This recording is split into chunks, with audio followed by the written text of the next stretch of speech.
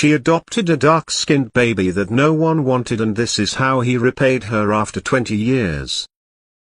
Julia had spent 20 years trying to build a better life for her son Ethan.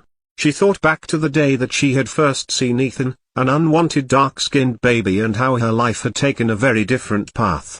However, life hadn't worked out the way she had planned, and with each year that passed she still found herself without a child. She was increasingly aware that her time was running out, which is why she had started to consider adopting. Julia suddenly stopped when she noticed a beautiful little boy with big brown eyes staring up at her.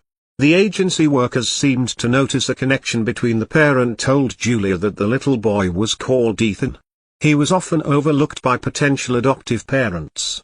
Julia was outraged because the only reason she could see Ethan being overlooked was that he was one of the only dark-skinned babies at the adoption agency. She cradled Ethan in her arms, feeling an immediate bond. This was everything she'd ever wanted, and she knew she could give Ethan a loving home. She made the decision then and there to adopt the little boy.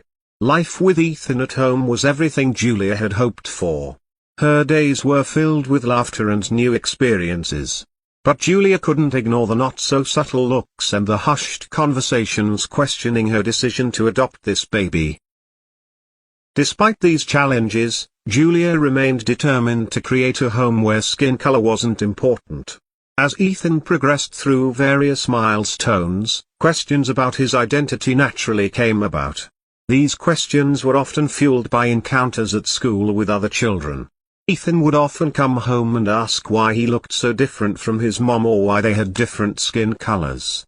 Julia didn't shy away from the difficult conversations and enrolled Ethan in different activities that could educate him about his heritage and celebrate diversity.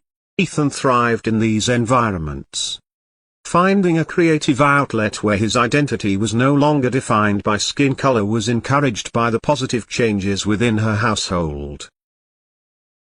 Julia expanded her efforts into the community and became actively involved in local groups promoting ethnic harmony and organizing events that fostered understanding and appreciation of different cultures. Ethan watched on as his mom would regularly organize potlucks where people could bring a dish from their culture, or storytelling sessions where people from different backgrounds could get together and share wisdom and tales of their homeland. As he entered his teenage years, he expressed a desire to start writing essays on his experiences so far. With Julia's guidance, Ethan created articles that resonated with many people.